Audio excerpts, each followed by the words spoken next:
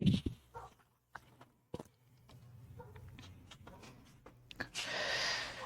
And welcome to all my champions. Good morning सभी को, very very good morning. Good morning Lalit, Vikas, Abhishek, Raju, सबको very very good morning. Praveen, Pinky, सभी को good morning. एक बार audio video बता देना, आगे बढ़ाते हैं। देखती हूँ आज कंजंक्शन खत्म करती हूँ, आज नहीं होगा तो फिर कल होगा। एक शीट डाल दूंगी मैं।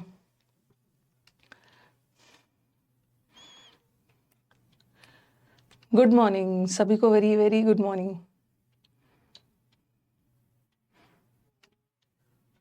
ऑडियो वीडियो बता देना, ठीक है।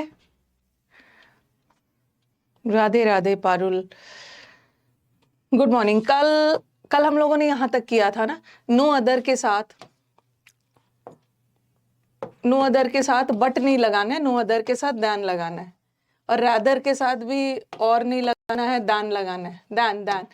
एल्स और नथिंग एल्स के साथ बट लगता है, ठीक है, बट लगता है। यहां तक हमने किया था। All good all good. चलिए सब चीज ठीक है, आगे बढ़ते हैं। अब आ जाओ, ये भी बहुत इंपॉर्टेंट है।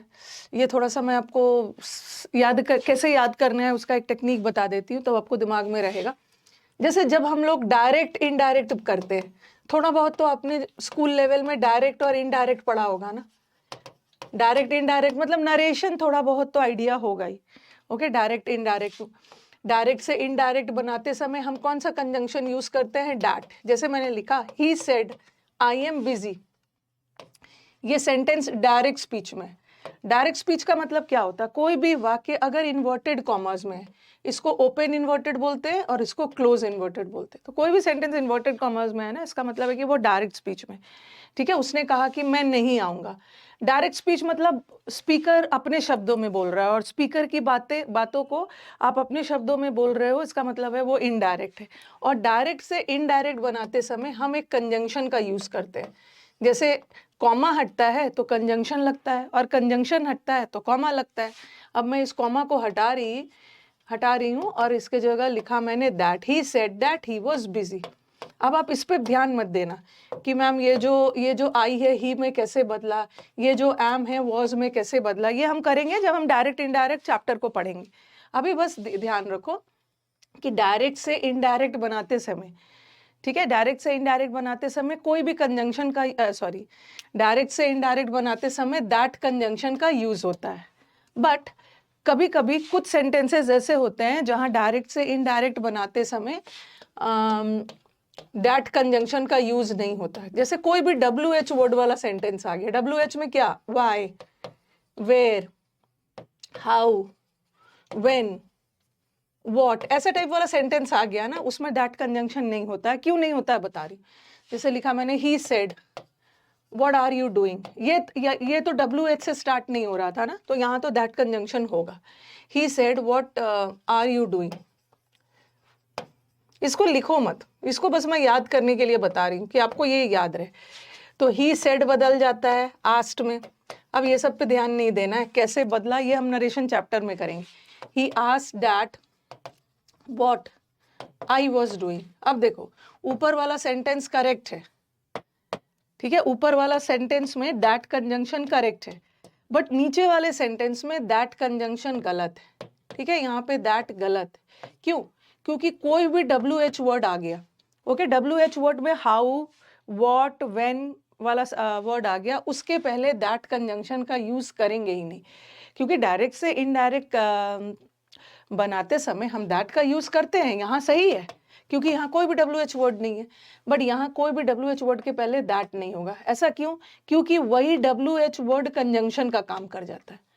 ठीक है, वो जो WH वर्ड है, वॉट, वाई, वेयर, यही कंजंक्शन का काम कर जाता है, इसीलिए दैट कंजंक्शन मत लगाना। बट यहाँ तो कोई WH वर्ड नहीं था तो लगाना पड़ेगा। ओके, तो यही वाला चीज यहाँ पे मैंने लिखा है, no use of the conjunction that before interrogative words. ये जो प्रश्न पूछने वाले वर्ड्स होते हैं ना, हु, वेयर, व्हेन, विच, इसमें आप हाउ भी लिख सकते हैं। ठीक है, ये सारे लिख लीजिए, ये सारे वर्ड्स है, इसके पहले कोई दैट कंजंक्शन का यूज नहीं होगा। भाई क्यों नहीं होगा? क्योंकि यही सारा WH वर्ड ना कंजंक्शन का काम कर जाएगा, तो फिर से दैट लगाने की जरूरत नहीं है। देखिए, we wanted to know that what could be done in that case, हम जानना चाहते थे कि इस स्थिति में, इस केस में क्या किया जाना चाहिए। एरर यहाँ पे है, कोई भी WH वर्ड के पहले दैट कंजंक्शन मत लगाना, क्योंकि ये WH कंजंक्शन का काम कर जाता, नहीं लगाना। लिखिए इसको, मेरा एक डाउट है सामबीर, हाँ पूछिए क्या डाउट है। अब वीडियो से रिलेटेड कोई डाउट है ना, तो वो तो मैंने आपको बताया है। HRUC लाइव टेक्निकल डाउट है तो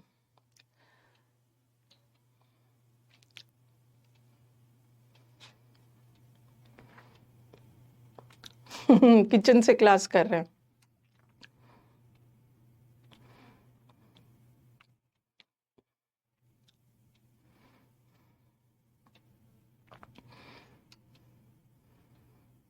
ओके लिखिए फटाफट।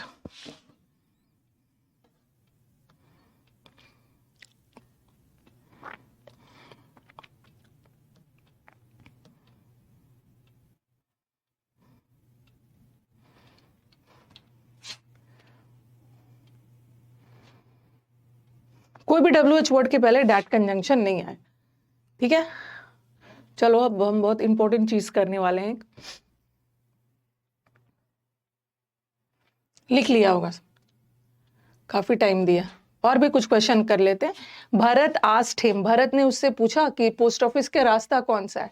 अब देखो ये भी WH वर्ड है। WH वर्ड मतलब जो जिस वर्ड से क्वेश्चन पूछ रहे हैं, ठीक है, जो जहां से हम क्वेश्चन पूछ रहे हैं। तो यहाँ पे देखो विच, ओके, उसने पूछा कौन सा रास्ता है, तो यहाँ पे जो विच है ना, ये भी तो WH वर्ड है, और कोई भी WH वर्ड के पहले कंजंक्शन नहीं आता है, ठीक है, कोई भी WH वर्ड के पहले कंजंक्शन नहीं आता है।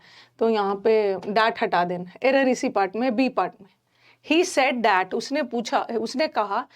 हाँ अब एक मुझे चीज बताना, अभी इसको मत कॉपी करना, ये वाला सेंटेंस को कॉपी मत करना।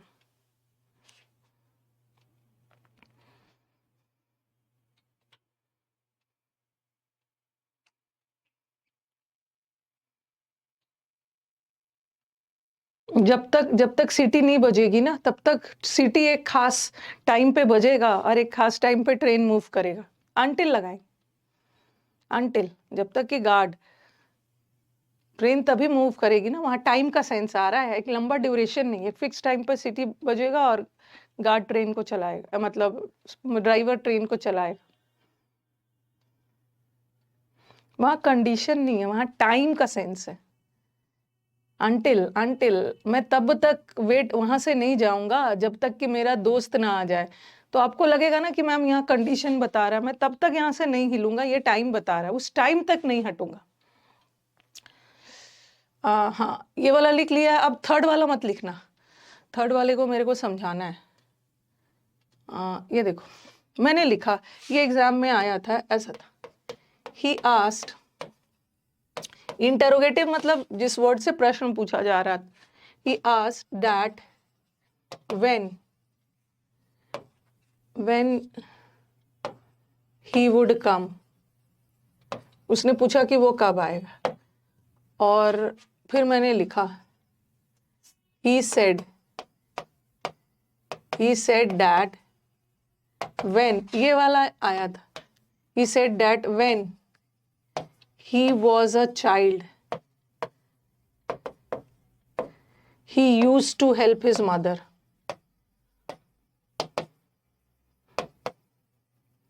अब देखना जरा, मैंने क्या बोला था कि कोई भी WH वर्ड, WH मतलब इंटरोगेटिव वर्ड, वो WH वर्ड जिससे कुछ क्वेश्चन वगैरह पूछा गया, ओके, मैंने बोला ना कि दैट कंजंक्शन के पहले, दैट कंजंक्शन कोई भी ही सेड दैट, कोई भी WH वर्ड के साथ दैट कंजंक्शन नहीं आएगा। याद रखना कि वो WH वर्ड इंटरोगेटिव सेंस में यूज, कोई प्रश्न वगैरह पूछा जा रहा है, ओके, उसके साथ दैट नहीं आएगा, ओके। हाँ, समुद्र मंथन में 50+ क्लासेस है। तो देखो ये जो व्हेन है ना, इसका दो मतलब है। एक व्हेन का मतलब होता है जब, और एक व्हेन का मतलब होता है कब, ठीक है। व्हेन, एक व्हेन का मतलब होता है जब, और एक व्हेन का मतलब होता है कब। जब मैं छोटा था तो मैं अपनी मदर की हेल्प किया करता था और उसने पूछा कि वो कब आओगे, तो जहां व्हेन कब के सेंस में आ रहा है, आप कब आओगे, तो वहां इंटरोगेटिव है। ठीक है, इंटरोगेटिव है, कोई प्रश्न वाला सेंस है, बट जब वाला में इंटरोगेटिव नहीं है। सेंटेंस देखना, he asked that when he would come. तो यहाँ पे देखो, यहाँ पे जो WH वर्ड है ना, यहाँ पे WH वर्ड के पहले दैट कंजंक्शन गलत है। ठीक है, यहाँ WH के पहले दैट कंजंक्शन गलत है, क्योंकि यहाँ व्हेन का मतलब क्या निकल रहा है, उसने मेरे से पूछा कि वो कब आए, वो कब आए, उसने मेरे से पूछा और कोई जवाब एक्सपेक्ट कर रहा है कि कोई टाइम बताए कब आए। तो यहाँ का जो व्हेन है ना, ये इंटरोगेटिव का सेंस दे रहा है कि एक प्रश्न पूछा गया किसी के द्वारा, तो यहाँ दैट मत लगाना। लेकिन यहाँ का व्हेन से कोई क्वेश्चन थोड़ी पूछा जा रहा है। यहाँ का व्हेन था कि जब मैं छोटा था तो मैं अपनी मदर की हेल्प किया करता था। तो यहाँ का WH इंटरोगेटिव, प्रश्न पूछने वाला सेंस में नहीं है, तो यहाँ पे दैट लगा देना। लेकिन जब प्रश्न पूछने वाले सेंस में कोई WH वर्ड आए तो वहां पे दैट मत लगा।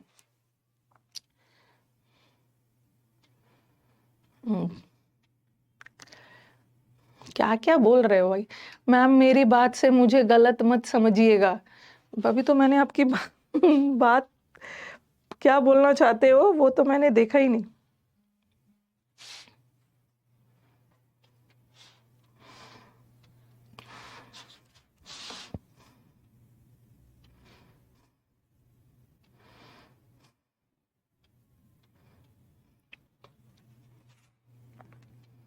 प्रैक्टिस शीट में डाल दूंगी विपुल, पहले इसको खत्म तो हो जाने दो, नहीं तो आप शीट बनाने लगोगे ना आधा से अधिक, फिर आपका नहीं बनेगा।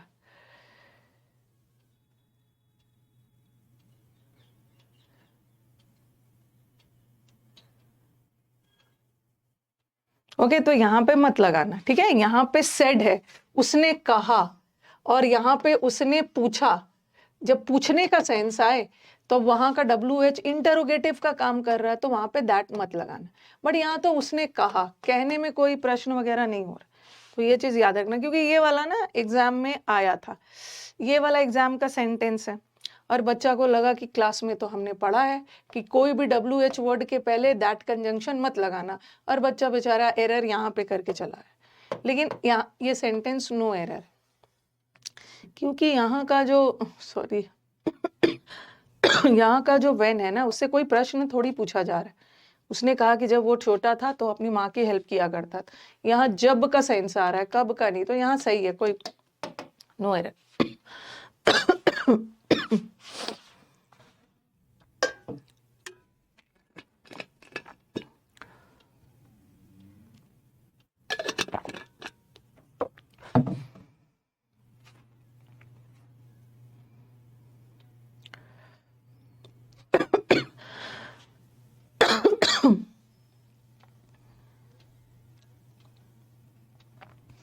ठीक है, ये हो गया। अब आ जाओ शेल्डम।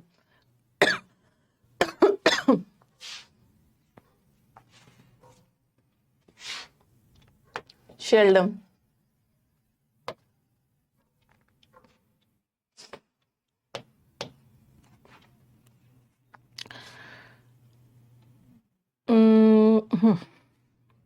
शेल्डम वर्ड के साथ कभी कभी एवर वर्ड आता है। शेल्डम वर्ड के, शेल्डम का मतलब है शायद ही कभी, ना के बराबर। शेल्डम, शेल्डम के साथ कभी कभी नेवर वर्ड आता है। ठीक है, याद रखना है कि जब शेल्डम के बाद एवर वर्ड आएगा तो कौन सा कंजंक्शन लगेगा, इफ।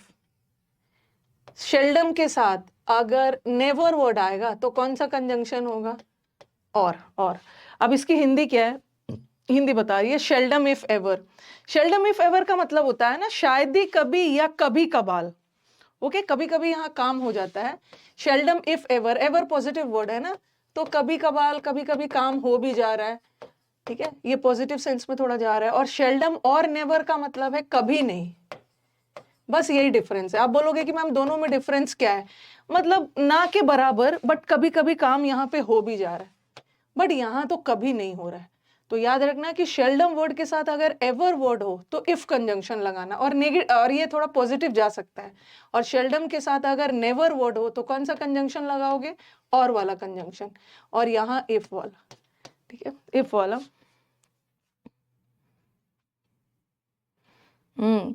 समुद्र मंथन की 3 क्लासेस कर ली है, एक दिन गैप करता हूँ, बहुत इजीली लर्न हो जाता है।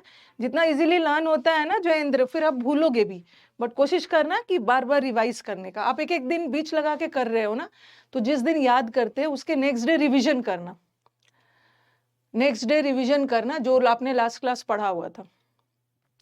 अब सेंटेंस देखना, seldom if no if never he helps the poor.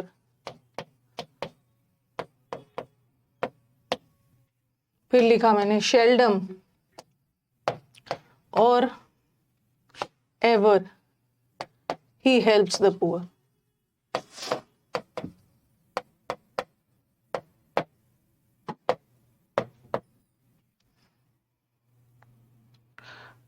तो यहाँ पे देखो शेल्डम वर्ड के साथ कौन सा वर्ड लगा है?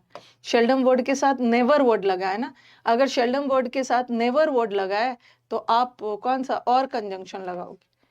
लेकिन शेल्डम वर्ड के साथ अगर एवर वर्ड लगा है तो कौन सा कंजंक्शन लगाओगे? इफ। अब कुछ बच्चों के दिमाग में ये भी आएगा, मैम ऐसा भी तो कर सकते हैं कि इफ को इफ रहने देते हैं और नेवर को ही एवर में बदल देते हैं। उसी तरह यहाँ और को और रहने देते हैं और सॉरी एवर को एवर रहने देते हैं और को इफ में नहीं, खैर वो तो सही है। यहाँ तो सही दे दिया था।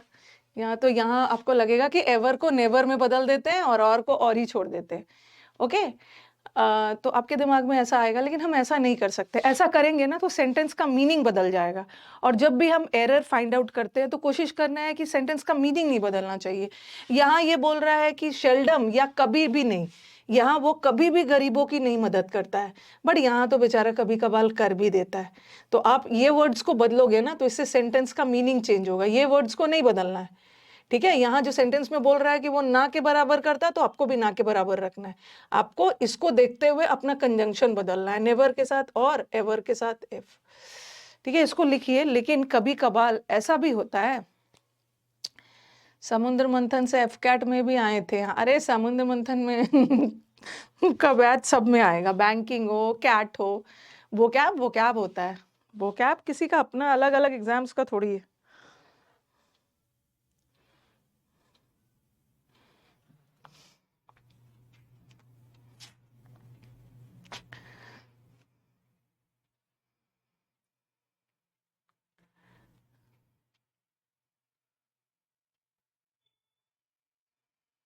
ओके हाँ चलो, ये तो बच्चा हमारा लिख लिया, यही वाला था।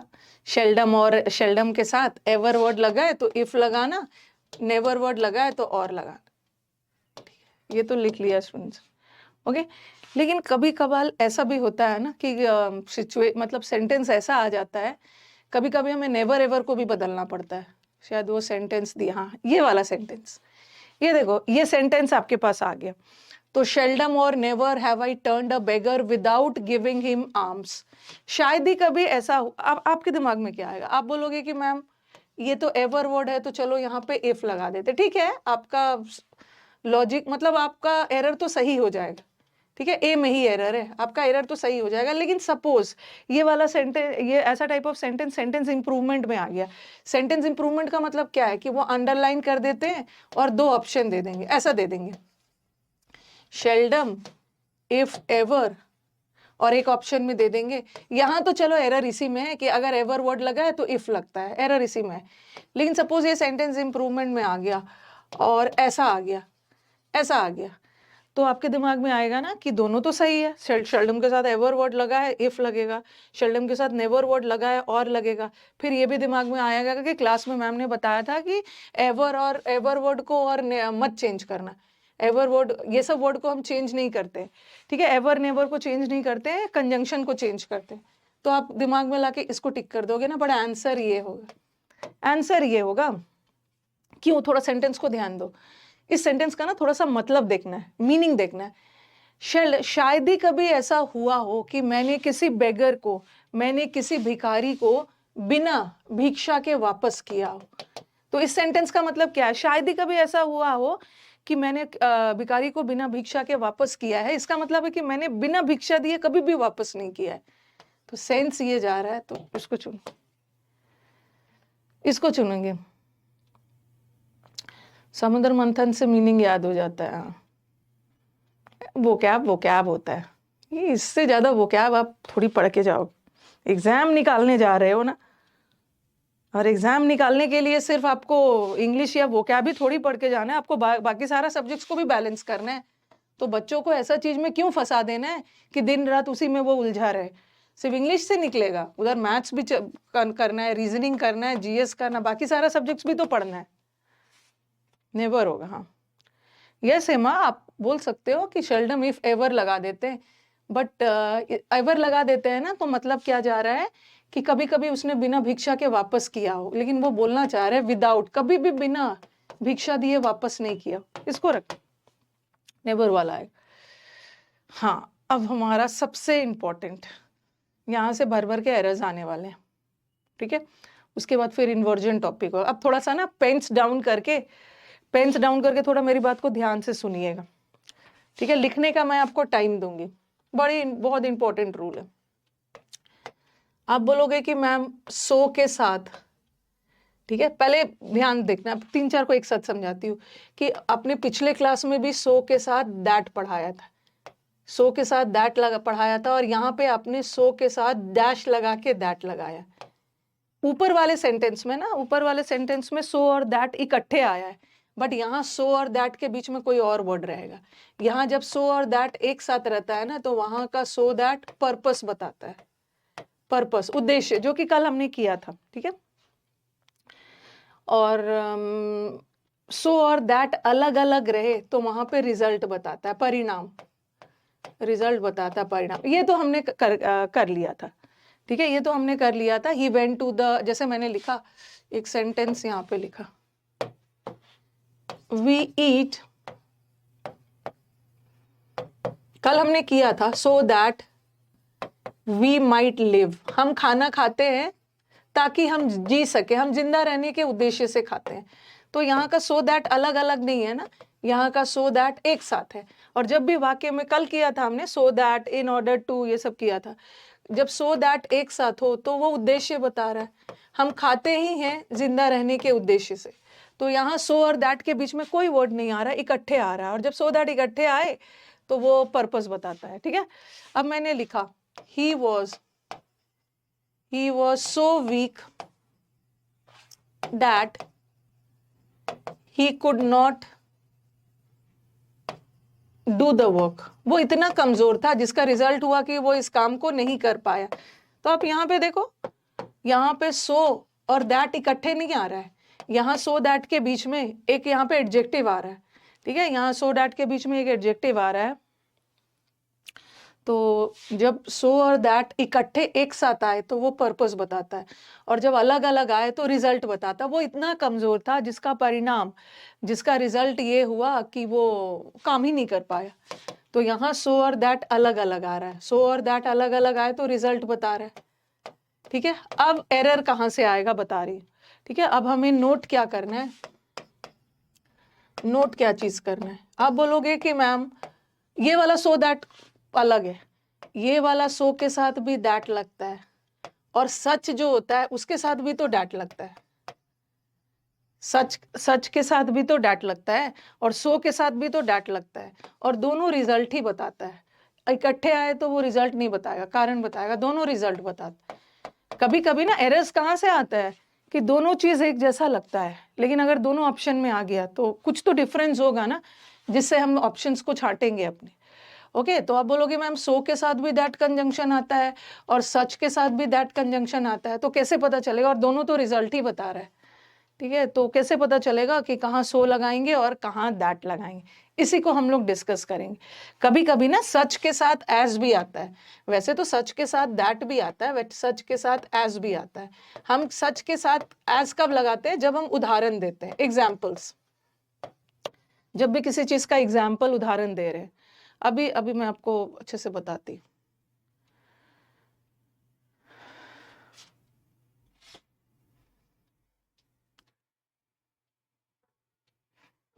इसको लिखिए, नोट वाला नीचे लिखिए। सो के साथ भी दैट आता है, सच के साथ, बट याद रखना कि सच के साथ दैट आता है ना तो रिजल्ट बताते हैं, बट सच एज का मतलब है जैसे कि, उसमें एज लगाते हैं तो उदाहरण।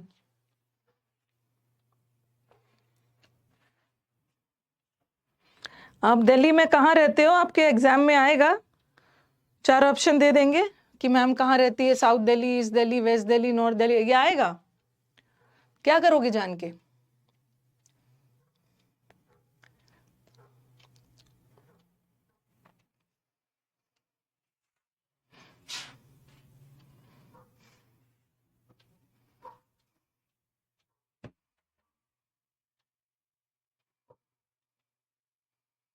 दिख रही हूँ examples.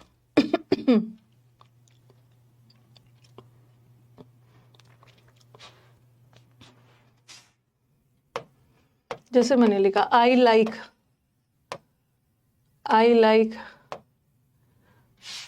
fruits such as pineapples,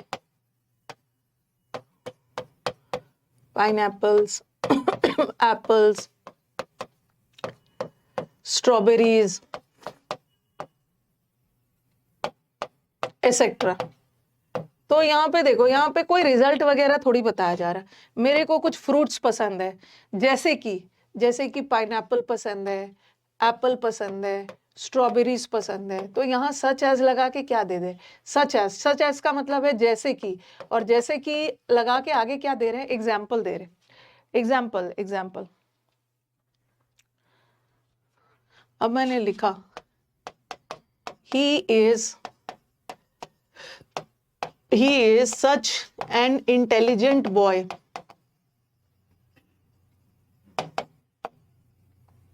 that everybody admires him. वो इतना इंटेलिजेंट है ना कि सब लोग उसकी प्रशंसा करते हैं। और फिर मैंने लिखा, ये छोड़ दो, ये सच एज बिल्कुल अलग है, हम सच के साथ दैट और सो के साथ दैट वाला करेंगे, एरर वहीं से आएगा। अदरवाइज सच तो एग्जाम्पल देने के लिए भी यूज होता है। He is so intelligent that everybody admires him.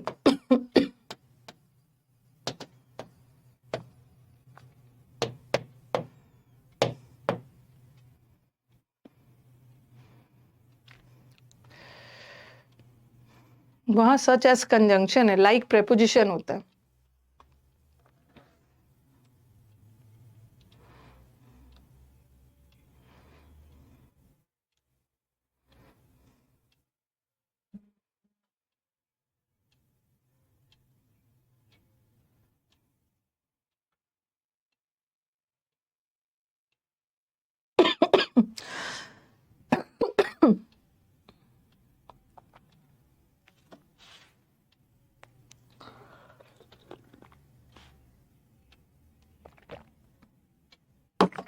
अब देखो यहाँ पे, he is such an intelligent boy, वो इतना इंटेलिजेंट है जिसका रिजल्ट ये है कि हर लोग उसकी प्रशंसा करता है।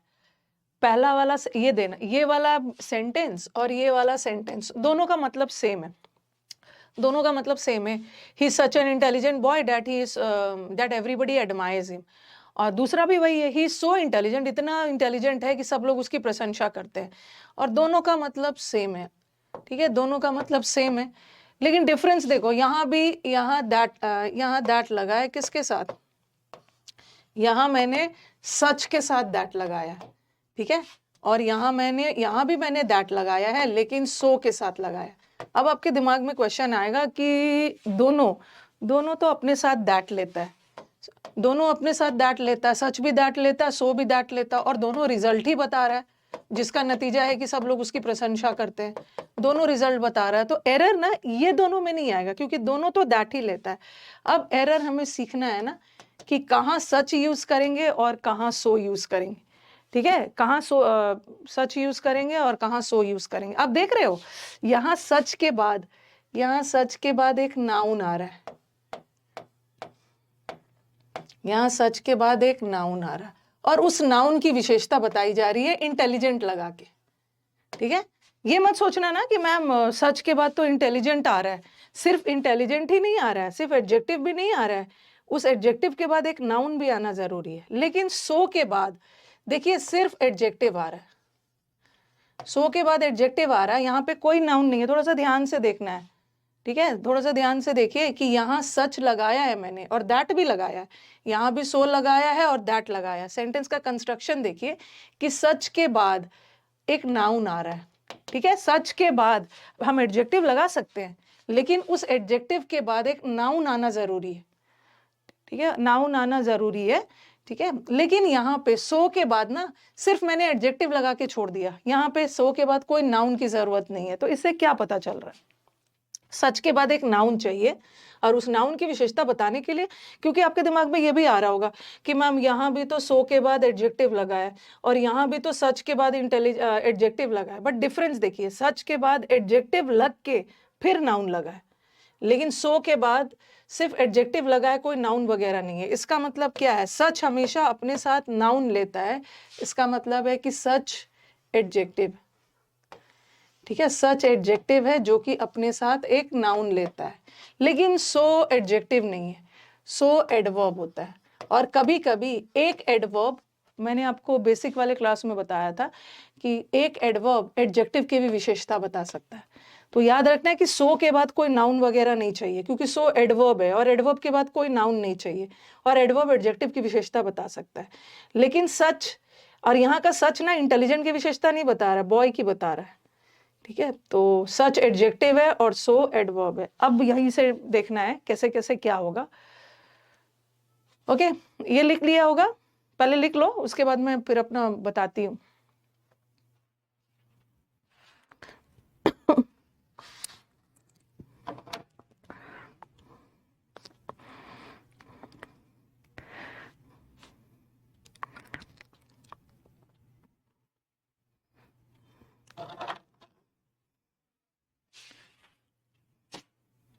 सच क्या, हाँ, तो हमने इस सेंटेंस से क्या सीखा, हमने इस सेंटेंस से, हाँ देखो यहाँ पे ये वाला लिखना, सच और दैट और सो और दैट में क्या डिफरेंस है।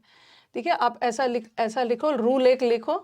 ठीक है, वो जो आपने तो लिखा भी है, ठीक है, आपने वो रूल लगा के वो लिखा है ना कि सो के साथ सच के साथ भी दैट आता है और सो के साथ भी दैट आता है। ठीक है, और कभी कभी सो के साथ दैट एक साथ इकट्ठे आता है तो पर्पस बताता है, और दोनों क्या बताता है, दोनों रिजल्ट ही बताता है। अब दोनों में डिफरेंस देख लो, दोनों में डिफरेंस क्या है कि सच के बाद हमेशा एक नाउन आएगा और उस नाउन की विशेषता बताने के लिए एडजेक्टिव रह सकता है, और सो के बाद हमेशा या तो कोई एडजेक्टिव आएगा या तो कोई एडवर्ब आएगा। क्यों, क्योंकि सो एडवर्ब होता है। ठीक है, सो एडवर्ब होता है, और एडवर्ब किसी एडजेक्टिव की भी विशेषता बता सकता है और एडवर्ब दूसरे एडवर्ब की भी बता सकता है, बट सच तो एडजेक्टिव है, ये तो जब भी विशेषता बताएगा किसी नाउन की बताएगा। बता रही हूँ, ये वाला में थोड़ा सा आपको कंफ्यूजन हो रहा होगा कि मैम एडवर्ब कैसे लिखती है। आपने लिखा, मैंने he fought so bravely, he fought so bravely that everybody was shocked। उसने इतना बहादुरी पूर्वक लड़ा कि सब लोग शॉक्ड हो गए। शॉक्ड मीन सरप्राइज्ड, हर लोग आश्चर्यचकित में हो। और फिर मैंने लिखा he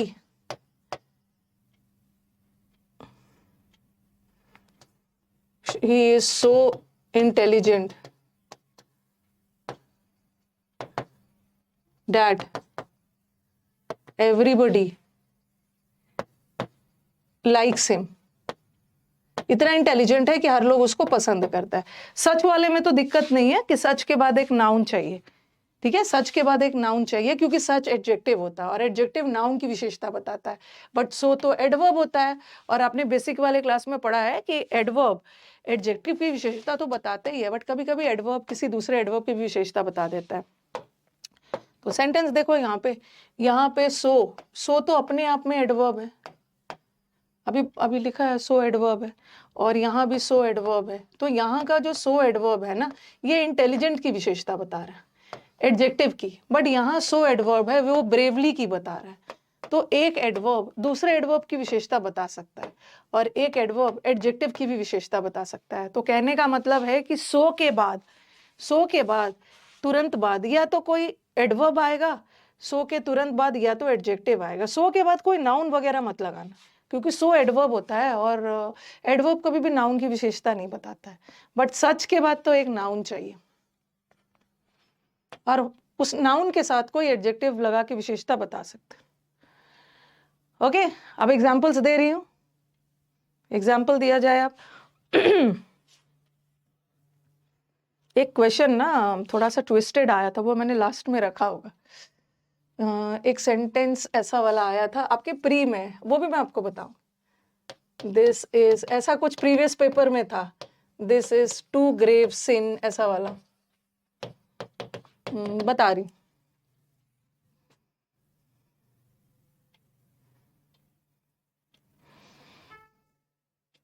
इतना हो गया ना, ब्रेवली भी एडवर्ब है और सो भी एडवर्ब,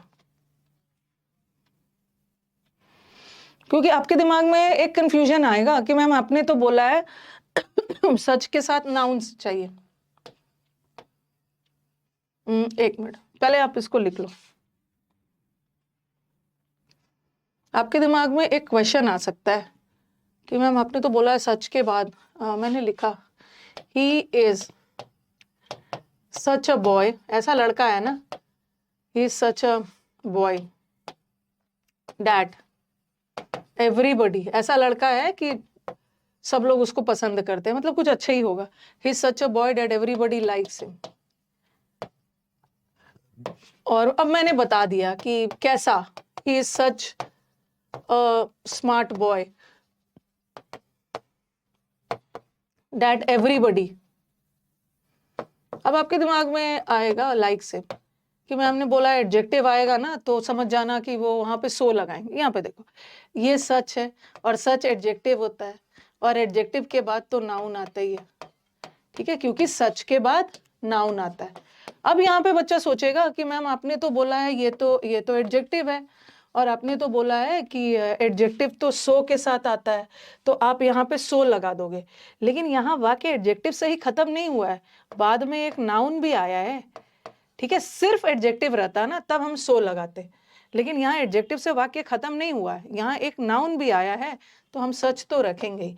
चाहे वो नाउन तुरंत आ गया, चाहे वो नाउन एडजेक्टिव लगा कर आया, बट नाउन तो है ना, तो सच लगाना। अगर वहां पे स्मार्ट नहीं रहता, सॉरी वहां पे बॉय नहीं रहता, तब मैं क्या लगाती, ही इज सो स्मार्ट, ये गलत होगा। ऐसा लगाती ना, he is so smart boy, नहीं होगा। यहाँ पे अगर बॉय रहता ना तो मैं he is such a smart लगाती, बट सपोज बॉय नहीं होता, नाउन नहीं होता, तो मैं सच एडजेक्टिव लगा ही नहीं सकती, मैं सिर्फ सो स्मार्ट लगाती, तब मुझे नाउन हटाना होता। ठीक है, इतना दूर सही है, ओके। अब आ जाओ, मैं आपको कुछ क्वेश्चंस दे रही हूँ, ये क्वेश्चंस बना लोगे तो आपका क्लियर हो जाएगा। ये तो आपने लिख ही लिया था।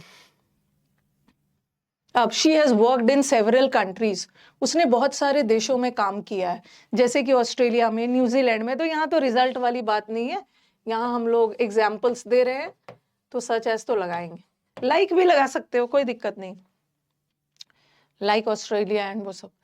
It was such a cold afternoon, इतनी ठंड वाली दोपहर थी कि हमने खेलना बंद कर दिया। तो चलो भाई, सच के साथ तो डैट लगे। अब मैं यहाँ पे सो लगा रही हूँ सबके साथ, आप मुझे बताना कि क्या होगा, ठीक है, सच होगा या सो होगा, सच होगा या सो होगा।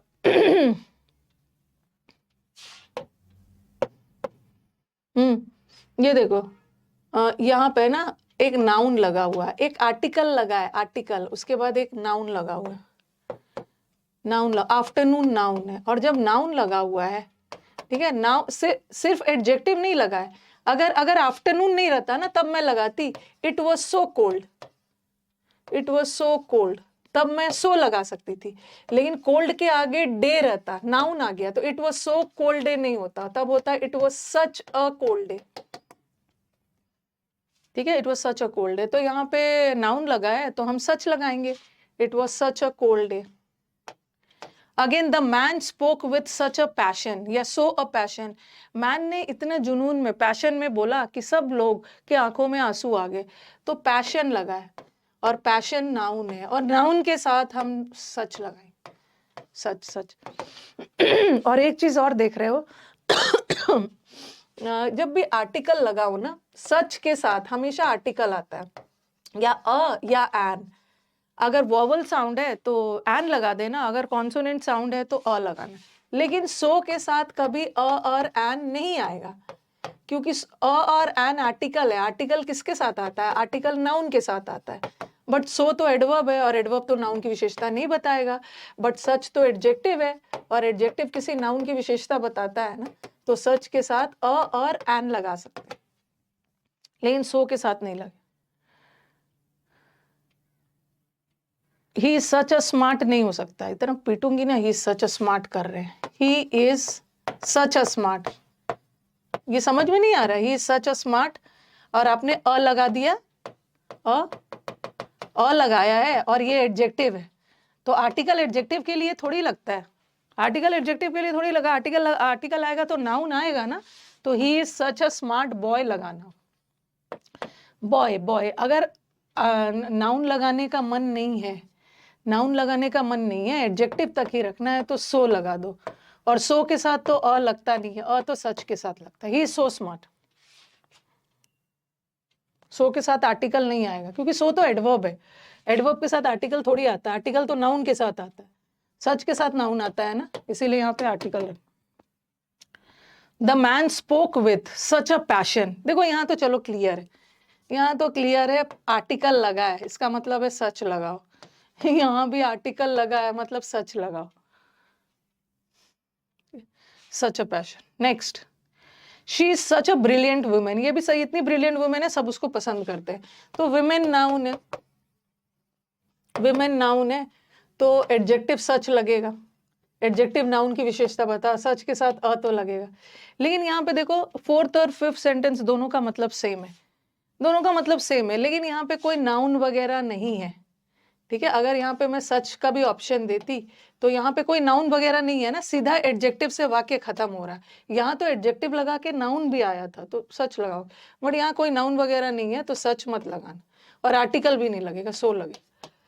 This is such a complicated problem, ये इतना कॉम्प्लिकेटेड प्रॉब्लम है ना, जिसको कोई भी सॉल्व नहीं कर पाएगा। प्रॉब्लम भी नाउन है, तो यहाँ पे सो और सच दूंगी, एक तो आर्टिकल भी लगा है, नाउन भी लगा है, तो सो तो हम लगा ही नहीं सकते, such such. Such a smart boy, so smart.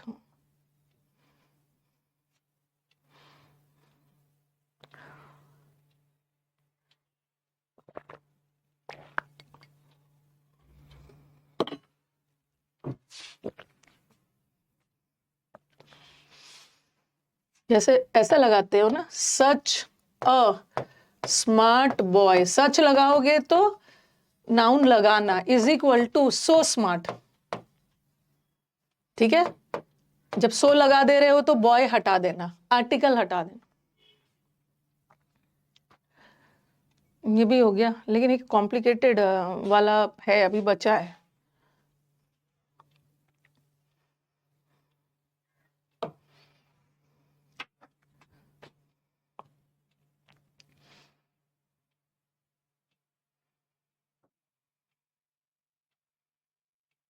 ठीक है, एग्जाम में ना लिखो, एक अलग सा एरर, एक अलग टाइप का आया था, उसको नोट डाल के लिखना।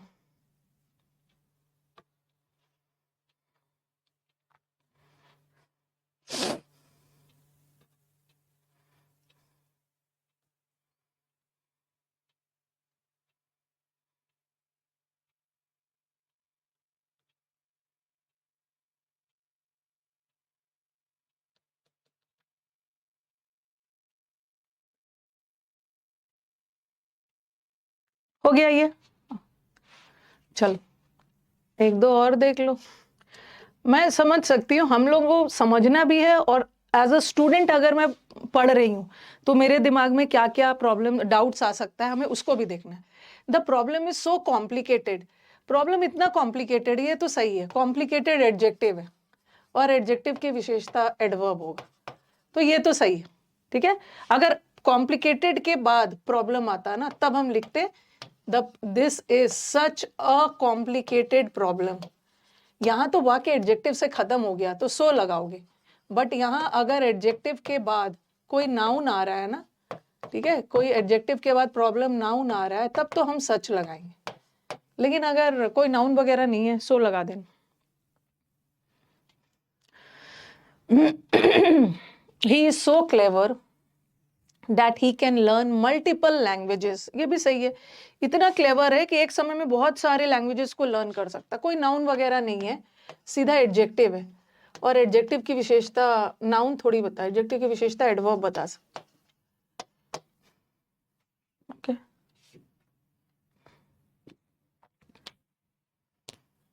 लेकिन यहीं पे कहानी खत्म नहीं हो रही है, कहानी अभी बची हुई है। देखती हूँ, एक मिनट बस मुझे देखने दो। हाँ, वो वाला लिखा है कि नहीं? अच्छा चलो पहले लिखो, स्पीड में लिखिए थोड़े एग्जाम्पल्स को।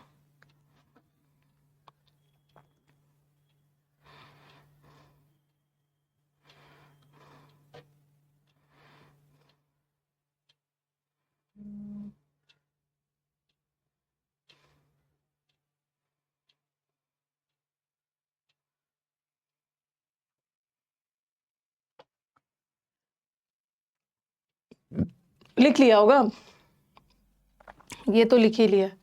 अगेन एक और दो सेंटेंस दिखला, ही स्पोक डैश क्लियरली, तो क्लियरली एडवर्ब है, और बगल में कोई नाउन वगैरह नहीं दिख रहा है, नाउन वगैरह नहीं दिख रहा है तो सो लगाओ, सो भी एडवर्ब है। बस यहाँ पे बताना था कि एक एडवर्ब एडजेक्टिव की विशेषता तो बताता ही है, एक एडवर्ब की भी विशेषता बता सकता। So clever is equal to such a clever man.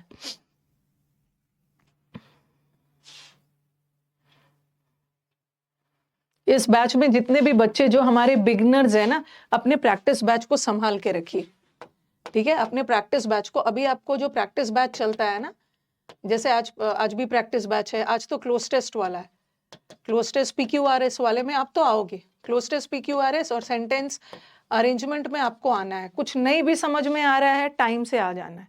लेकिन जिस दिन मैं ग्रामर पढ़ाती हूँ, वोकैब पढ़ाती हूँ, उस दिन आप नहीं आना, इस बैच को बचा के रखना। इसलिए बोल रही हूँ कि जिस दिन आपका पूरा सिलेबस हो गया ना, तो ये बैच आप बचा के रखना, आराम से रिकॉर्डेड देखना। 1 बजे वाला बैच, 1 बजे वाला बैच का ग्रामर और वोकैब को, क्योंकि अभी आपसे वोकैब नहीं बनेगा, इसलिए नहीं बनेगा क्योंकि आपने अभी समुद्र मंथन बैच नहीं किया। तो इस बैच के बच्चों को मैं बोलूंगी कि अभी आप अपना पूरा ध्यान सुबह 9:30 बजे वाले बैच में आके लगाओ, टाइम बचाओ, 9:30 बजे वाले बैच में आके लगाओ, और रिकॉर्डेड समुद्र मंथन देखिए। जो समुद्र मंथन का बैच है रिकॉर्डेड है, इसका भी कोई टाइम बांध लीजिए। जैसे आपको मैंने 1 बजे आने के लिए मना किया है अभी, तो आप क्या करो कि आप अपना टाइम ना, उस टाइम में जब दूसरे बच्चे लाइव आ रहे हैं ना, तो आप अपना समुद्र मंथन देखिए, 1 से 2:15 नियम से 1 से 2:15 समुद्र मंथन का बैच रिकॉर्डेड देखिए। ठीक है, जब तक आप रूटीन नहीं बनाओगे ना, तब तक आपका समुद्र मंथन का बैच खत्म नहीं होगा। रूटीन बना लेना है कि मेरे को अगर ये बैच लाइव होता ना, तो हर दिन आके हम देखते, हम लोग इसको लाइव मान के ही रिकॉर्डेड में देखेंगे। आप ये देखो पहले, ठीक है, अभी आप लोग बिगिनर्स हो, और फिर आपके पास ये जो बैच है 1 साल तक रहेगा, और आपका ये दोनों जो है ना, आराम से 3.5 महीने में खत्म हो जाएगा। ठीक है, 3.5 महीने में खत्म हो जाएगा, और आपके पास पूरा ये बैच 1 साल तक रहेगा। तो आप बाद में अपना रिकॉर्डेड देखते, ये वाला प्रैक्टिस पे बाद में फोकस करना। प्रैक्टिस बैच ओपन नहीं हो रहा है तो मेरे को क्यों बोल रहे हो? बोला है ना, कुछ भी टेक्निकल प्रॉब्लम है तो मेरे को बोलोगे, मुझे थोड़ी कुछ पता है, नाउन प्रोनाउन के अलावा मुझे कुछ नहीं पता है। hruclive@gmail.com, उस पर मेल वगैरह करिए। कोई भी दिक्कत हो रही है सामवेर तो ये स्नैप करिए। ये लोग इसीलिए है ना कि आपके प्रॉब्लम्स को देखेंगे वो, मेरा काम नहीं है वो सब, मेरा काम पढ़ाना है। चलो भाई ये भी हो गया, ठीक है। हाँ,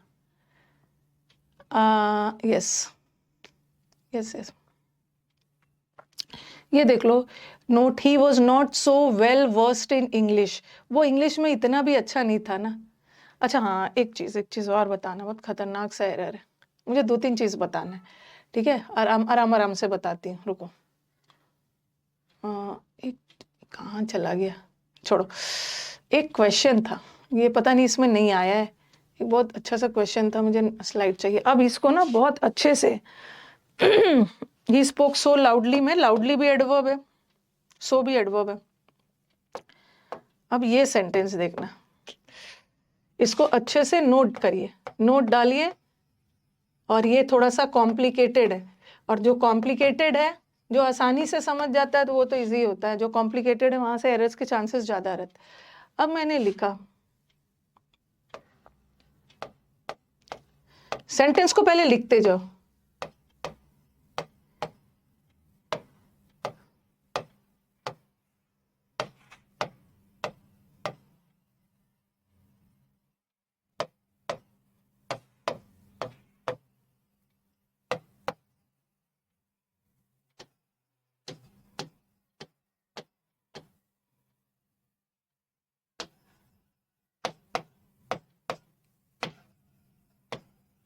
लिखते जाइए फटाफट।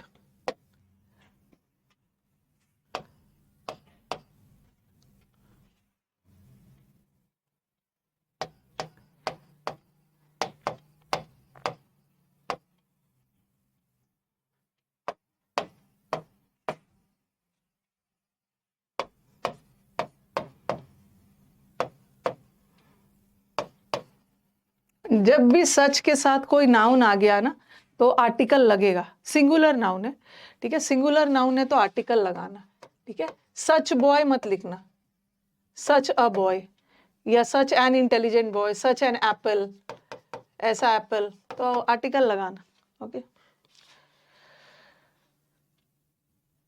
He is such a so foolish person that he cannot do the work.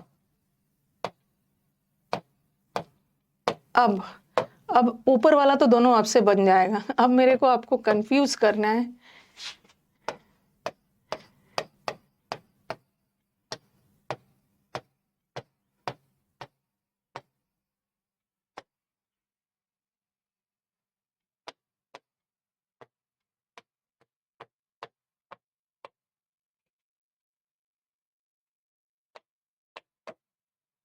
Construction देखना, इंग्लिश एक लैंग्वेज है, इसको तरह तरह के स्टाइल में बोला जा सकता है।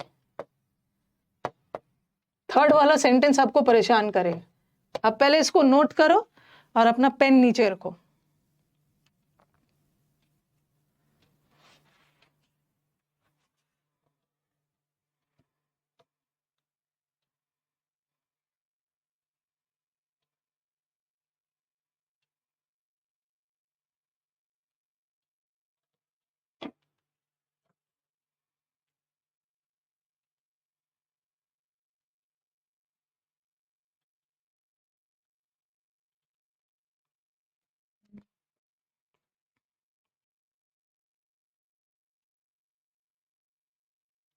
ओके, हाँ, पेन नीचे रखिए, थोड़ा सा ध्यान से देखिएगा, थर्ड वाला सेंटेंस आपको परेशान करे। यस, अब देखो ये तो इजी है, ही इज इतना बेवकूफ है कि काम को नहीं कर सकता, तो आप बोलोगे कि मैम यहाँ तो कोई नाउन वगैरह नहीं है, और जब भी कोई नाउन वगैरह नहीं है तो हम सच नहीं लगा सकते, यहाँ पे हम सो लगाएंगे, सो लगाएंगे। और दूसरा वाला सेंटेंस में यहाँ तो नाउन है, एडजेक्टिव के बाद एक नाउन है एडजेक्टिव के बाद एक नाउन है तो हम सच लगाएंगे। अब मुझे थर्ड वाला सेंटेंस बताना, और तीनों सेंटेंस का मतलब सेम ही है, he is so such foolish a person that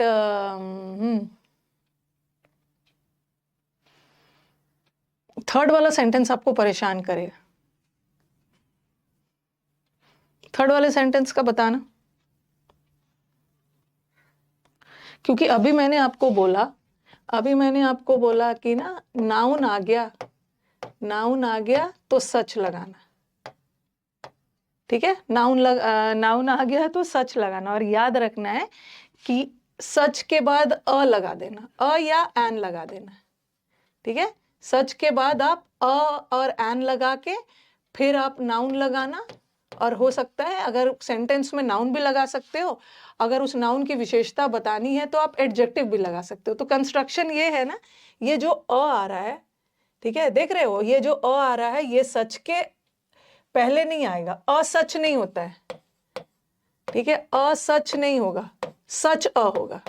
ठीक है, ये जो आर्टिकल है ये सच के बाद आएगा, और फिर एक नाउन आएगा, उस नाउन की विशेषता एडजेक्टिव बताएगा। ठीक है, उस नाउन की विशेषता एडजेक्टिव बताएगा। तो आपके दिमाग में आएगा कि अरे यहां भी तो नाउन है, यहां भी तो नाउन है।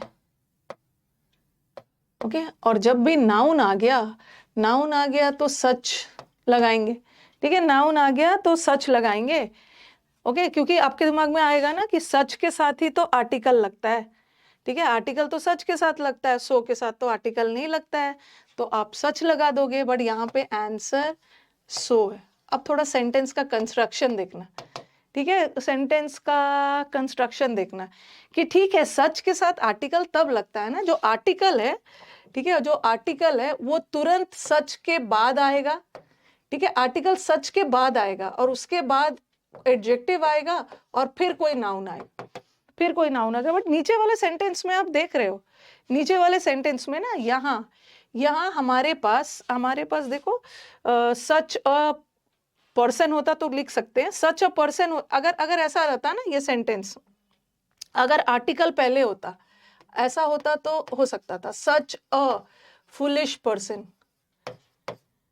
क्योंकि प्रॉब्लम कब होता है ना, जब नाउन आ गया, और आप तो रट रखे हो कि नाउन आ गया तो सच लगाना, बट कंस्ट्रक्शन देखना कि नाउन देखो ऐसा वाला, सच के बाद अ लग के एडजेक्टिव लग के फिर नाउन। बट यहाँ पे सेंटेंस देख रहे हो, यहाँ पे जो आर्टिकल है, यहाँ पे जो आर्टिकल है, अगर सच के साथ कोई एडजेक्टिव आ गया ना, तो वो आर्टिकल एडजेक्टिव के पहले लगेगा। ठीक है, एडजेक्टिव के पहले लगेगा। लेकिन यहाँ जो आर्टिकल है वो एडजेक्टिव के पहले ना लग के एडजेक्टिव के बाद इस नाउन से पहले आ गया। इसका मतलब है कि यहाँ सो के यहाँ तुरंत बाद एडजेक्टिव आया है। अगर सच तब लगता ना जब एडजेक्टिव लग के, मतलब सॉरी, सच तब लगता जब आर्टिकल पहले लगता फिर एडजेक्टिव आता। बट यहाँ पे पहले एडजेक्टिव आ गया फिर आर्टिकल आ गया। इसका मतलब है कि हम यहाँ पर्सन से ज्यादा उसके फुलिशनेस को, मतलब उसकी बेवकूफी पे जोर डाल रहे। तो यहाँ पे सच एडजेक्टिव है, और एडजेक्टिव की विशेषता एडवर्ब। अगर सच फुलिश लगाती ना तो सच भी एडजेक्टिव होता और फुलिश भी एडजेक्टिव होता। एक एडजेक्टिव दूसरे एडजेक्टिव की विशेषता नहीं बताता है, बट एक एडवर्ब दूसरे की बता सकता। ये है। तो थोड़ा सा ध्यान से इसको स्कैन कर लीजिए। एरर ऐसा भी नहीं आया था, एरर बता रही हूँ क्या आया था।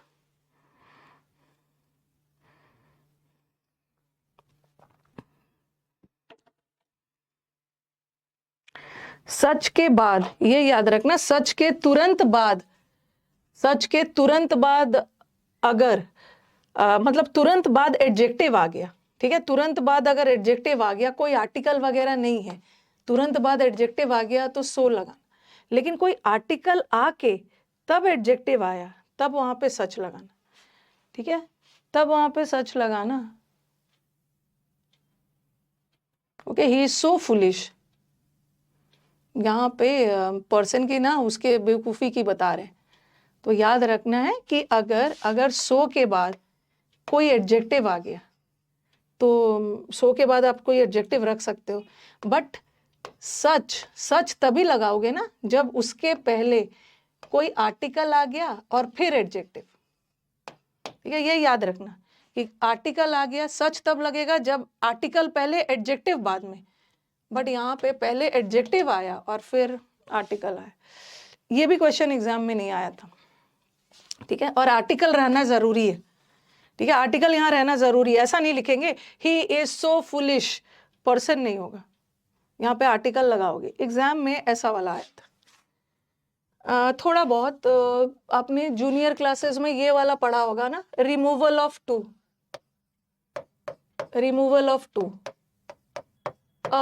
ये टू को रिमूव करके ना सच और दैट लगाते हैं। ये ट्रांसफॉर्मेशन ऑफ सेंटेंस में जो ट्रांसफॉर्मेशन ऑफ सेंटेंस पूरा तो एसएससी में आता नहीं है, एसएससी में ये रिमूवल ऑफ टू मिल जाता है। देखो हम ये टू के साथ ये वाला टू लगाते हैं, ठीक है, और सच के साथ दैट लगाते हैं। ट्रांसफॉर्मेशन ऑफ सेंटेंस किसको बोलते हैं? सेंटेंस को बदल देना बिना मीनिंग चेंज किए हुए। जैसे मैंने लिखा he is too weak, he is too weak to do the work. अब ये सेंटेंस है, मतलब सेंटेंस का सेंस क्या जा रहा है, इस काम को करने के लिए वो काफी कमजोर है, ठीक है, ये सेंटेंस का मीनिंग यही जा रहा है, वो इतना कमजोर है कि इस काम को नहीं कर सकता है। और ये वाले टू के साथ ना कॉम्बिनेशन में ये वाला टू डू आता, मतलब 2+V1 वाला आता है, ठीक है, ये वाले टू के साथ ये TOO के साथ ये वाला टू का कॉम्बिनेशन आता है, उसके बाद V1 लगा देना, ओके। और इसी सेंटेंस को मुझे बदलना है, removal of too. Removal of too का मतलब है आपको इस टू को हटाना है और कुछ ऐसा सेंटेंस बनाना है ना कि ये टू हट भी जाए और इसका मतलब भी ना बदले। तो जब हम टू हटाते हैं ना तो सच दैट लगाते हैं, सच दैट नहीं लगाते, सॉरी, सो दैट लगाते हैं, सो दैट लगाते हैं। गलती से मैंने सच दैट लिख दिया था, क्यों गलती मेरे से हो गई थी कि ये सो, ये TOO भी एडवर्ब होता है और मैंने सच लगा दिया था। जब कोई आप एडवर्ब हटाओगे तो उसके बदले एडवर्ब ही डालोगे ना, एडवर्ब हटा के एडजेक्टिव थोड़ी डालोगे, ओके। तो सच दैट नहीं है, रिमूवल ऑफ टू करते हैं ना तो हम सो दैट लगाते हैं, सो दैट। तो अब मैं इस सेंटेंस को बदल रही हूँ, इसमें से टू हटाऊंगी और इसको मैं चेंज कर रही हूँ ताकि सेंटेंस का मतलब भी ना बदले और सेंटेंस में से टू हट भी जाए। तो जब मुझे टू हटाना होगा ना तो मैं सो लगा दूंगी, ही इज टू वीक की जगह सो वीक, और यहाँ पे दैट लगा दूंगी। अब दैट तो कंजंक्शन है और कंजंक्शन के बाद तो क्लॉज चाहिए, सब्जेक्ट वर्ब। तो मैं लिखूंगी he is so weak that he can not do the work. अब इस सेंटेंस का मतलब कहीं से भी बदला नहीं है, मतलब सेम है। ऊपर वाले सेंटेंस में इस काम को करने के लिए वो काफी कमजोर है, और नीचे भी कि वो इतना कमजोर है कि इस काम को नहीं कर सकता। तो मैंने ये टू हटाया, ये टू के साथ ये टू कॉम्बिनेशन आता है, लेकिन अगर सो लगाते हो तो दैट आता है। ये मैं आपको क्यों समझा रही हूँ, बता रही हूँ।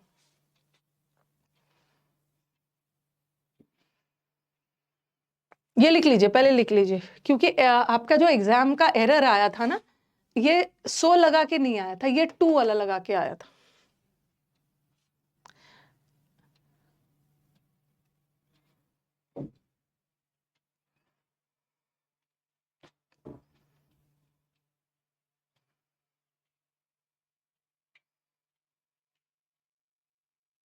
लिखिए लिखिए इसको,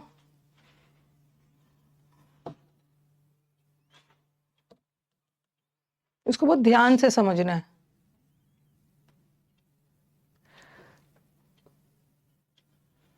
जो चीजें थोड़ी सी कॉम्प्लिकेटेड है उसको समझना है, ठीक है। लिख लिया होगा। ये आपके प्री का क्वेश्चन था, अभी मैं जो आपको टू वाला करवा रही हूँ आप इसको चेक कर सकते हो, या तो ये पिछले साल के प्री में होगा या पिछले के पिछले साल। चलो ये लिख लिया, अब ये सेंटेंस देखना है। अब मैं सबको एक साथ लिख रही हूँ।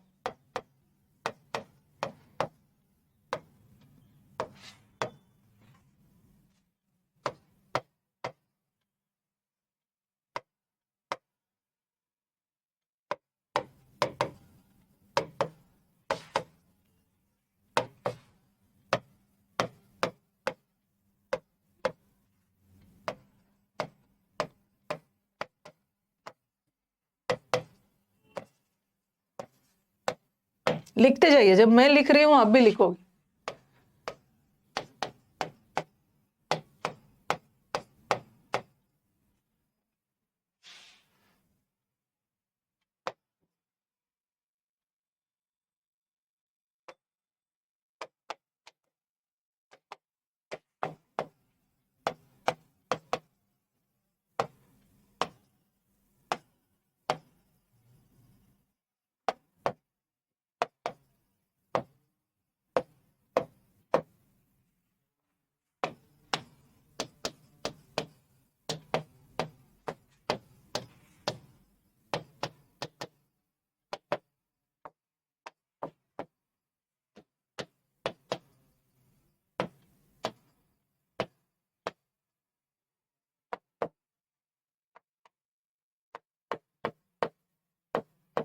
मैंने सच वाला सो वाला लगाया, बट एग्जाम में सच वाला आया था। ये वाला क्वेश्चन आपका एग्जाम का है।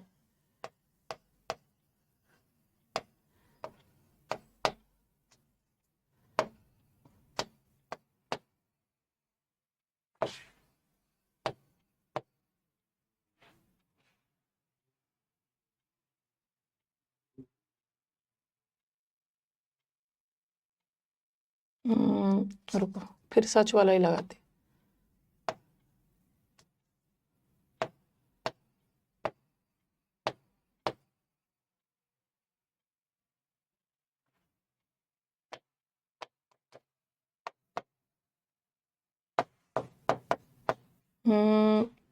देखो पहले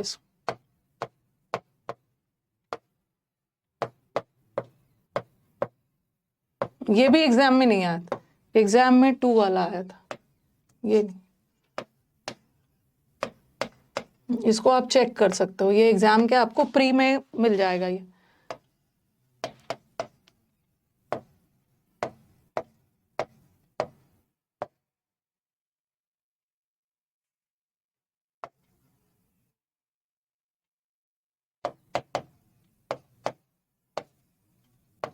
लिखिए पहले इसको मैं हड़बड़ी में समझाऊंगी तो नहीं समझ में आएगा। पहले आप सारा लिख के डन बोलो।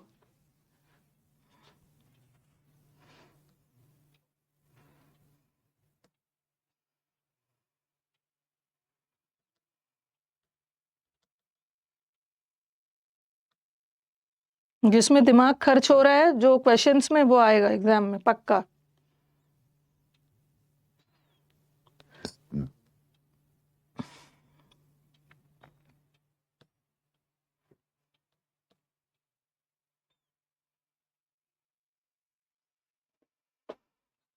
चलो भाई, ऊपर वाला तीनों में कोई डिफरेंस नहीं। एक बार आप ना अपना पेन्स को डाउन करिए और थोड़ा ध्यान से सुनिए। ही सो जब ना कोई नाउन वगैरह नहीं है, ठीक है, जब बगल में कोई नाउन वगैरह नहीं है तो वहां तो कोई प्रॉब्लम ही नहीं है। जब नाउन वगैरह नहीं है तो वहां तो आंख बंद करके सो प्रॉब्लम कब है? प्रॉब्लम कब होता है? जब एक नाउन आ गया। तो मैंने तो आपको बोला है कि नाउन के साथ नाउन आ गया तो हम तो सच लगाते हैं, बट कभी कभी सेंटेंस का कंस्ट्रक्शन ऐसा होता है कि नाउन के साथ सच लगाते हैं, बट कभी कभी सो भी लगाना पड़ जाता है। नाउन आ गया तो हम सच तब लगाएंगे ना जब उसके तुरंत बाद आर्टिकल आए। सच के बाद आर्टिकल, अब देख रहे हो यहाँ पे सच के बाद, सच के तुरंत बाद आर्टिकल आया है, बट यहाँ सच के बाद एक एडजेक्टिव आ गया है और फिर आर्टिकल आया है। ठीक है, जब सच के तुरंत बाद आर्टिकल आ गया, मतलब तुरंत बाद आर्टिकल आ रहा है, तो वहां पे सच लगाओ। He is such a timid person, वो इतना डरपोक है ना कि he can not do the work, वो इस काम को नहीं कर सकता। ठीक है, तो सच के तुरंत, अगर तुरंत बाद आर्टिकल आ रहा है तो सो के तुरंत बाद आर्टिकल नहीं होता है, बट सच के तुरंत बाद आर्टिकल हो सकता है। बट यहाँ पे देखो, यहाँ पे तो बीच में ना तुरंत बाद नहीं आ रहा है, यहाँ पे तो बीच में प्रॉब्लम आपको नाउन को लेके ही है ना, नाउन को लेके ही है, तो नाउन में ही कंफ्यूजन है आपको। तो नाउन के तुरंत बाद अगर अ आ रहा है तो वहां पे, मतलब तुरंत बाद अ आ रहा है तो सच लगाना। बट यहाँ जो अ है वो एडजेक्टिव लगने के बाद आ रहा था। यहाँ पर क्या हो रहा था, यहाँ जो अ है वो एडजेक्टिव से पहले आ रहा था, एडजेक्टिव से पहले आ रहा था तो अपने सच लगाया। बट यहाँ एडजेक्टिव से पहले नहीं आ रहा है, एडजेक्टिव के बाद आ रहा है, तो यहाँ पे टिमिड की विशेषता बता रही। टिमिड एडवर्ब है और एडवर्ब की विशेषता कभी कभी एडजेक्टिव बता सकता है। सच तो एडजेक्टिव, एडजेक्टिव की विशेषता तो एडजेक्टिव बताएगा। ठीक है, अब सेंटेंस देखना, नीचे वाला सेंटेंस देखना। नीचे वाले सेंटेंस में मैंने लिखा this is so grave a sin that it can not be pardoned. Exam में वैसे ये वाला आया था, ये नहीं आया था, लेकिन मैंने इसलिए ये बताया ना कि देखो ये सो के साथ हम दैट लगाते हैं, ठीक है, और टू के साथ हम ये वाला टू लगाते हैं।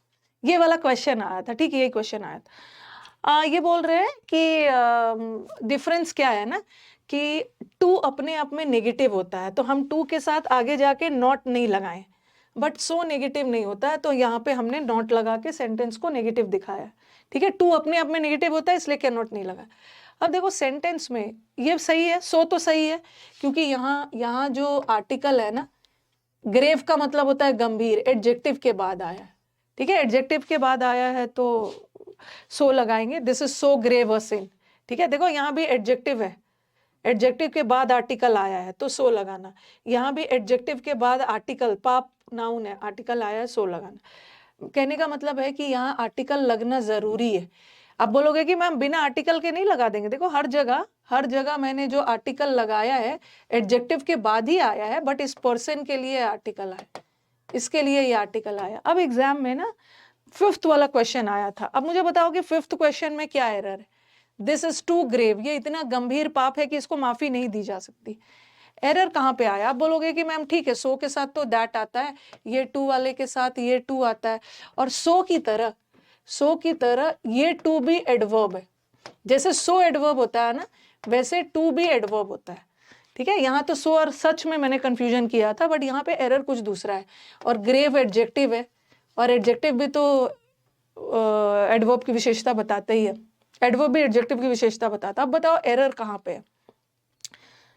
5th वाला सेंटेंस आपके एग्जाम में आया हुआ है, बहुत छोटा सा एरर है, लेकिन रॉन्ग करके आ गए थे बच्चे, पता नहीं सो सच में कंफ्यूज होने लगे।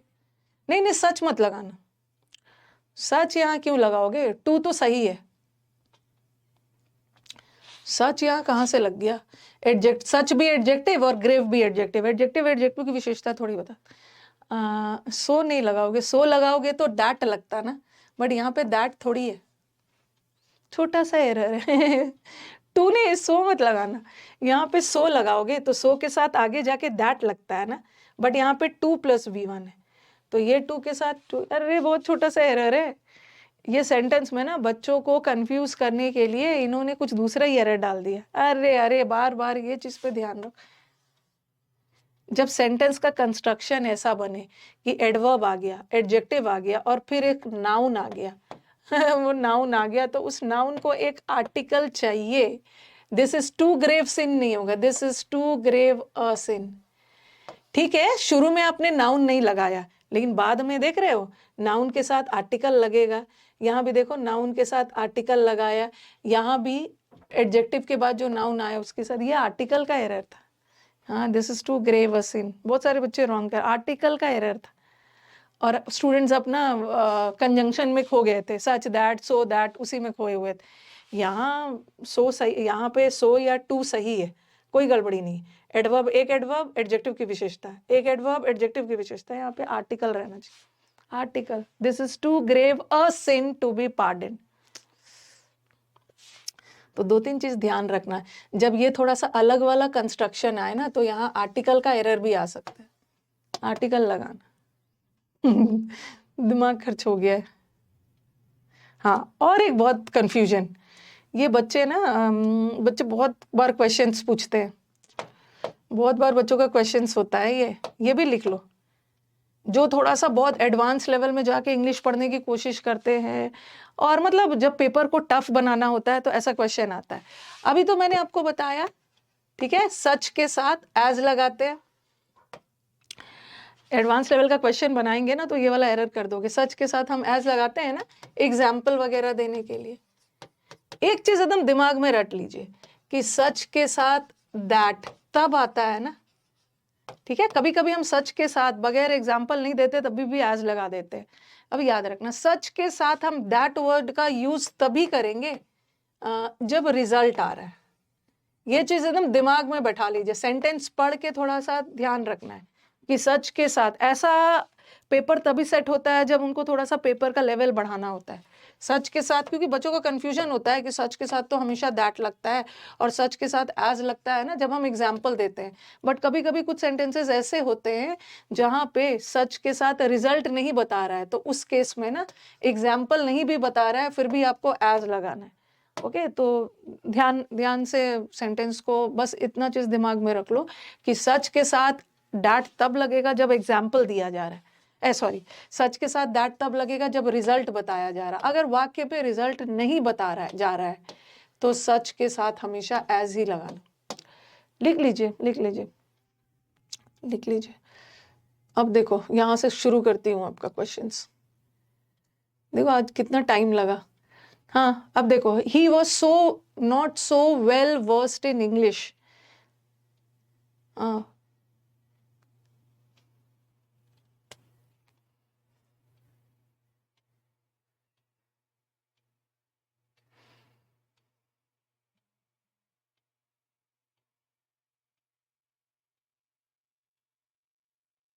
बताओ।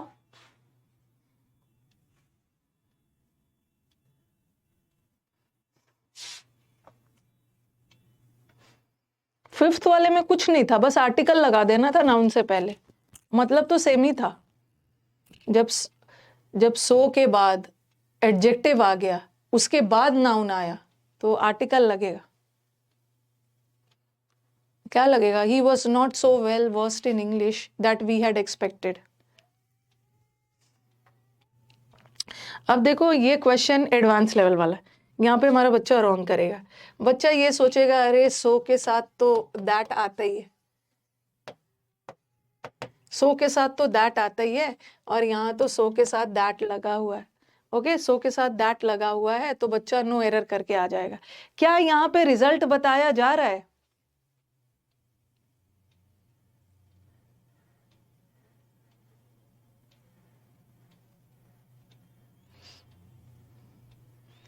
यहाँ पे नहीं नहीं, सच मत लगाना। सच क्यों लगाओगे? वेल वर्स्ड का मतलब होता है एक्सपर्ट होना, एडजेक्टिव है, तो सच यहाँ तो कोई नाउन आया ही नहीं है, कोई नाउन वगैरह आया नहीं है, तो सच का तो सवाल ही नहीं। सच का तो सवाल में, बस मुझे बताओ, सच तो किसी हाल में नहीं लगेगा, सच तो किसी हाल में नहीं लगेगा।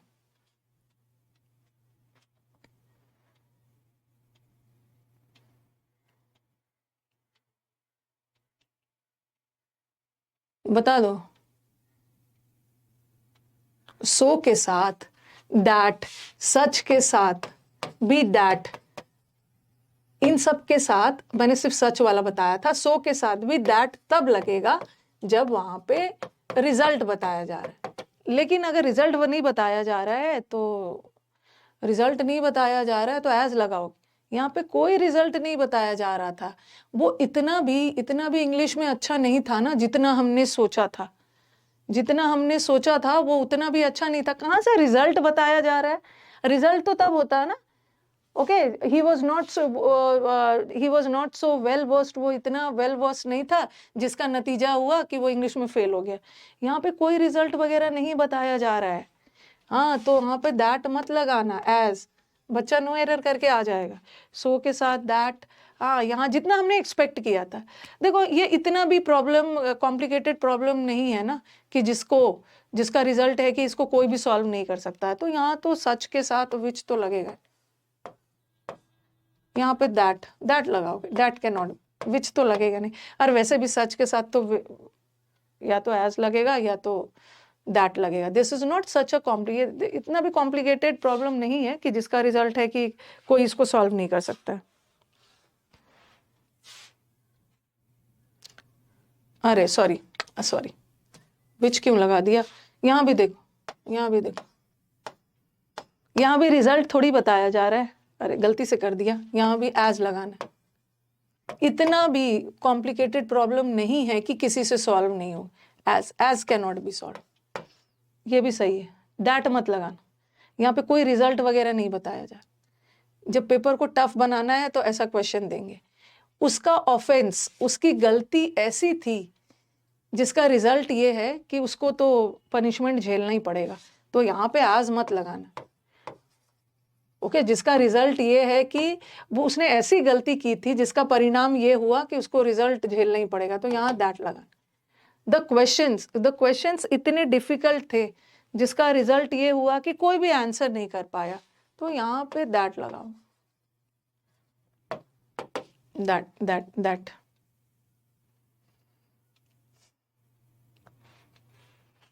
क्वेश्चंस इतना डिफिकल्ट था जिसका रिजल्ट हुआ कि कोई भी बच्चा सॉल्व नहीं कर पाया पेपर को।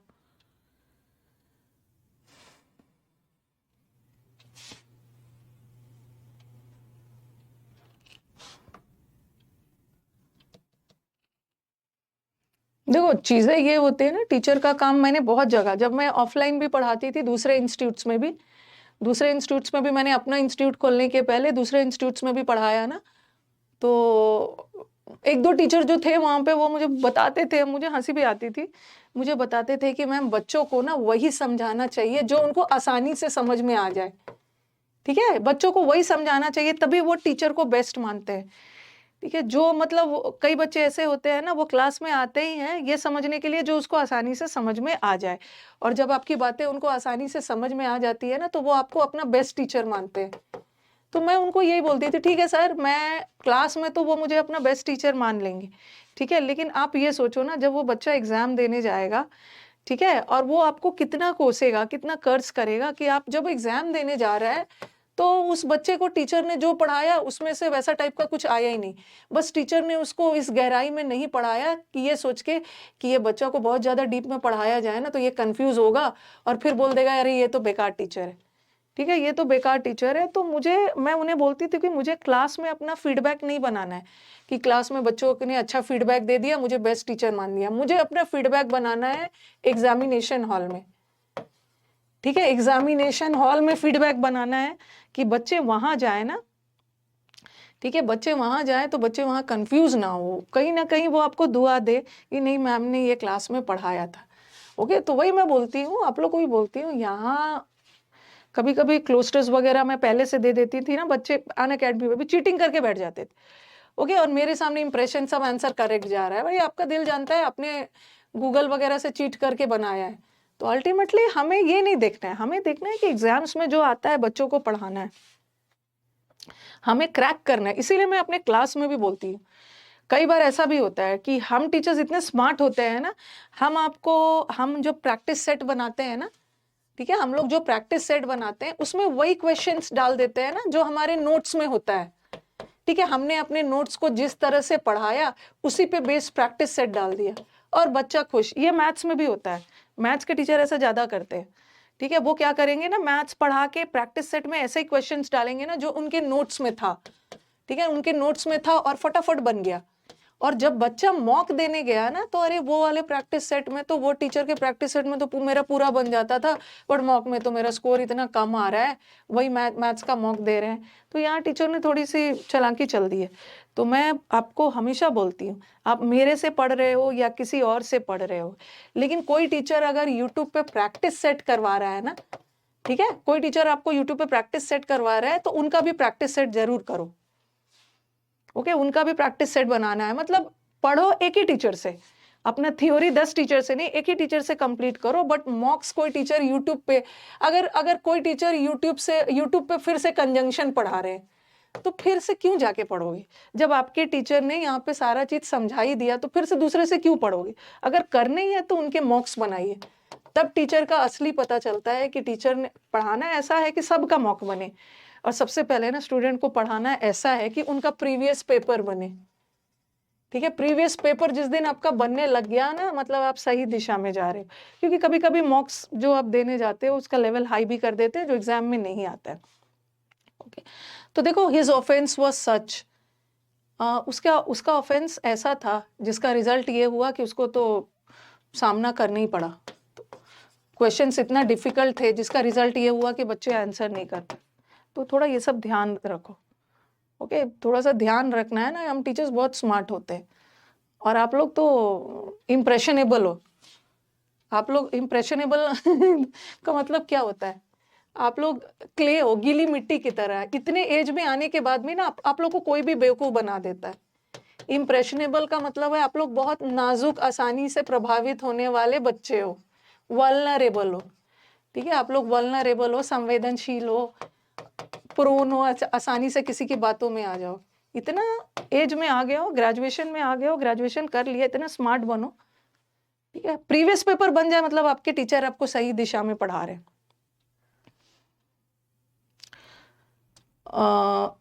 ये हो गया, ही वॉज सो, हाँ अब देखो और भी बता देती। ही वॉज सो हैप्पी, वो इतना हैप्पी था जिसका रिजल्ट ये हुआ कि वो काउंसलिंग के लिए अपने कागजात ले जाना ही भूल गया।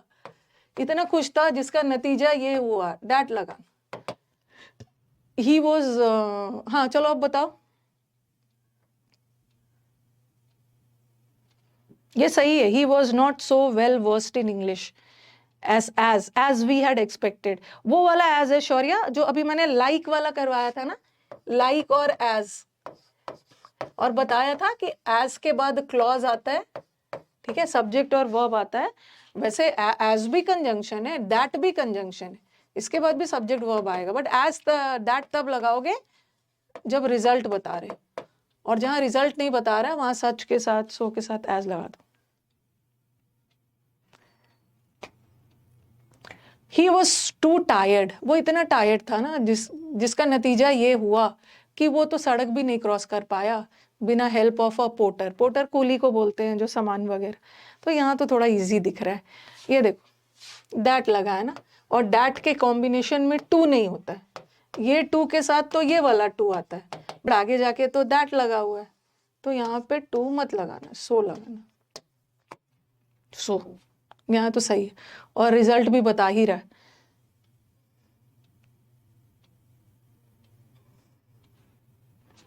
फ्रैगमेंटेड हो जाते हैं कोई नहीं करता, आप खुद होते हो। फीडबैक बच्चों के सामने फीडबैक बनाना, फीडबैक सिलेक्शन देके बनाना है।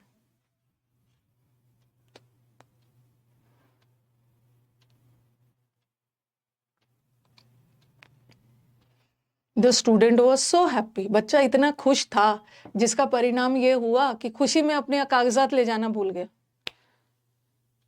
सो लगा दो, इतना ही हो गया। अब कल कंजंक्शन होगा, कल मैं आपको प्रैक्टिस शीट करवा दूँ। इस बैच में ना कंजंक्शन में थोड़ा ज़्यादा टाइम ले लिया। मेरी टीम मुझे बोलती है हर बैच में क्या होता है ना मैम, आप पढ़ाते पढ़ाते क्या करते हो ना, पहला बैच में जब टीचर पहला बैच पढ़ा देते हैं तो दूसरा बैच में थोड़ा कम टाइम लेते हैं, बट आपके साथ क्या होता है कि दूसरा बैच में और डिटेल में जाने लगते हो। बट कोशिश यही रहती है कि आपके दिमाग में बैठा दिया जाए बात को, ताकि आपको ना मतलब बार बार रिपीट करके बैठा दिया जाए कि बार बार रिविजन करने की ज़रूरत ना पड़े। क्योंकि मैं आपका दुख दर्द समझ सकती हूँ, आपको सिर्फ इंग्लिश ही थोड़ी पढ़ना है, एक इंग्लिश पढ़ा देने से सिलेक्शन थोड़ी हो जाए, जीएस वगैरह सब है, इसमें भी इतना syllabus vast.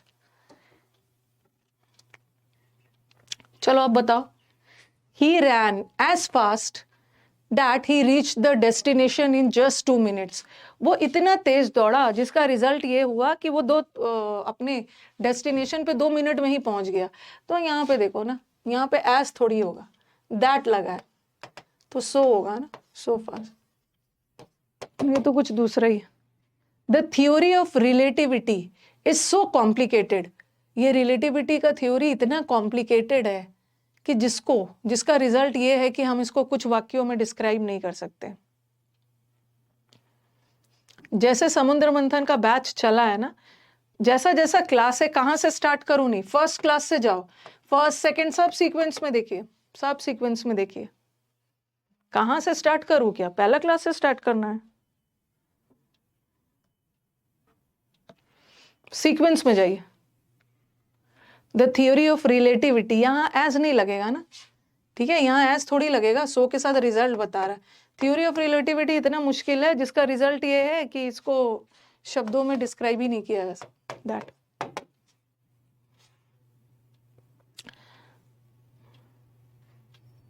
As fast as नहीं होगा एज से कंपैरिजन करते हैं ना दो लोगों के बीच में, एज से हम दो लोगों के बीच में, अगर एज होता ना तब ऐसा होता, he ran as fast as his brother.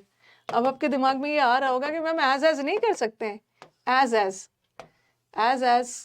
के बाद फिर दैट नहीं आएगा ना, ठीक है। एज जैसे he ran as fast as he reached, यहाँ पे नहीं लगाएंगे, यहाँ पे तो हमें दैट चाहिए, रिजल्ट बता रहा है, यहाँ पे कंपैरिजन नहीं हो रहा है, ये तो अपने भाई की तरह तेज दौड़ा, ठीक है, तो हम एज लगा देंगे, बट यहाँ कंपैरिजन थोड़ी हो रहा है, ही का कंपैरिजन उसी से थोड़ी हो रहा है, ये बता रहे ही इतना तेज दौड़ा जिसका रिजल्ट ये हुआ कि 2 मिनट में पहुंच गया। ये भी हो गया।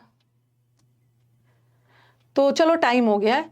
अब आप सोच रहे हो कि अभी तक तो मैम ये सब पढ़ा ही नहीं है, इधर और neither nor not only but also. इसको करने के पहले हम छोटा सा टॉपिक करें, कल तो पक्का कंजंक्शन खत्म हो जाएगा, कंजंक्शन में बहुत टाइम ले लिया मैंने, कंजंक्शन खत्म हो जाएगा और कल मैं आपको एक शीट दूंगी, ठीक है, जैसे खत्म होगा आपको आपके पास शाम तक का टाइम है। मैं कोशिश करती हूँ ना, सैटरडे अगर मेरे को कोई काम नहीं दिख रहा है, आपका ना डाउट वाला आईडी क्रिएट हो गया है, ठीक है, डाउट वाला आईडी बन गया है।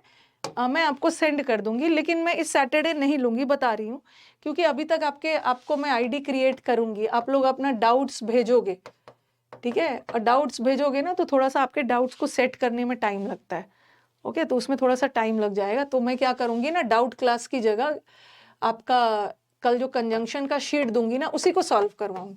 फिर अगले वीक से जब हमारे पास डाउट सब अच्छे से आ जाएगा, क्योंकि डाउट्स जब आता है ना तो टीचर को डाउट्स सेलेक्ट किया जाता है, ठीक है, डाउट्स बहुत सारे मेल पे आएंगे जो मैं आईडी प्रोवाइड करूंगी, उसमें आधा से अधिक डाउट ना बेकार रहेगा।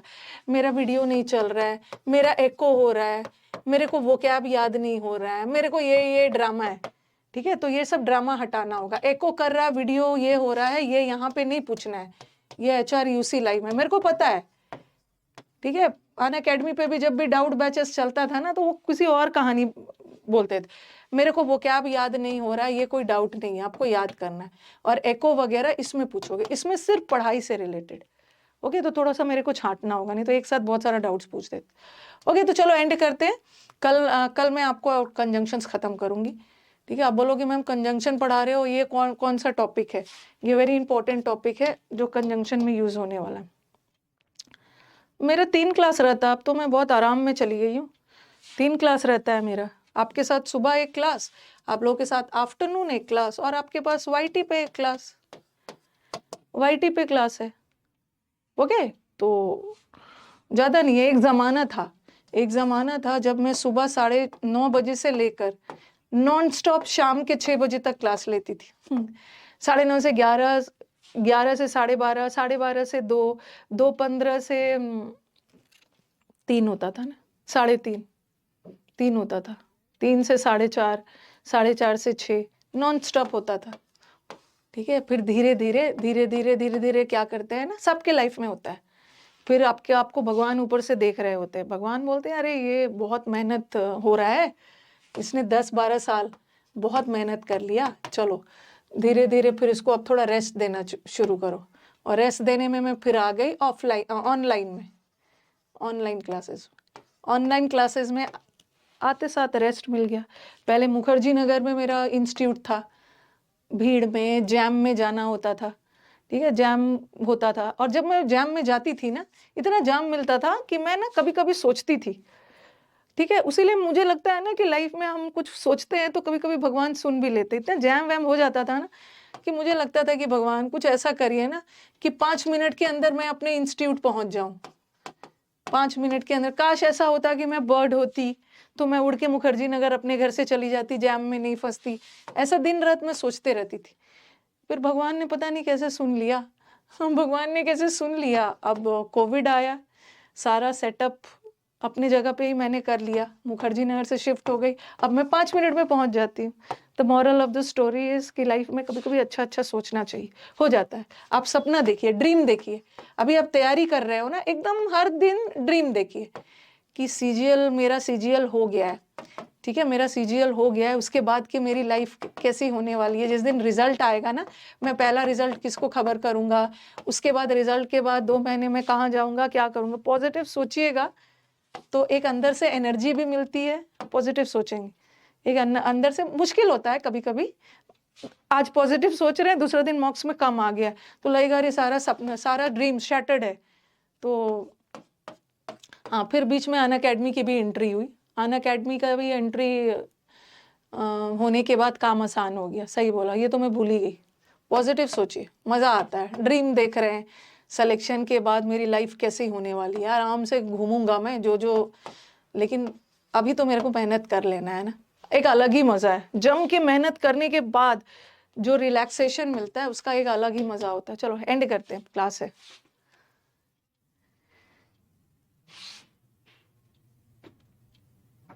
किसी कारण से आप क्लास नहीं ले पाए हैं ना, ये अनअकैडमी वाले बच्चे मुझे जानते हैं, ये अनअकैडमी वाले बच्चे ना, मतलब 2-4 साल जो मैंने पढ़ाया, कभी कभी मेरी तबीयत खराब भी रहती है तो मेरे घर के जितने भी मेंबर्स होते हैं ना, वो बोलते हैं भाई क्लास ले लो, क्योंकि उन्हें पता है कि अगर मैं क्लास नहीं लूंगी ना तो मैं बीमार हो जाऊंगी, ठीक है, क्लास नहीं लूँगी तो एक हैबिट बन गई है, बीमार हो जाऊँगी। कई बार अनअकैडमी पे जब मेरी तबीयत बहुत ख़राब होती थी, हेडेक हो रहा है, बहुत ख़राब हो रही, तो मेरा फेस देख के बच्चे बोलते थे ना कि मैम आज क्लास रहने दीजिए, ठीक है, आज आपकी तबीयत सही नहीं लग रही। लेकिन मैं खुद ही देखती थी ना कि जैसे मैं पढ़ाना शुरू करती थी, मतलब आधा घंटा हुआ, उसके बाद ना खुद ब खुद तबीयत ठीक होने लगती थी। ओके, खुद ब खुद ठीक होने लगती थी। पॉजिटिव रखना चाहिए, हाँ। लेकिन ऐसा नहीं है, कभी-कभी बहुत ज़्यादा भी आप परेशान होते हैं। लॉ ऑफ अट्रैक्शन है। सोच लेना, आज रात में सोने से पहले सपने देखना, सीजीएल हो गया है,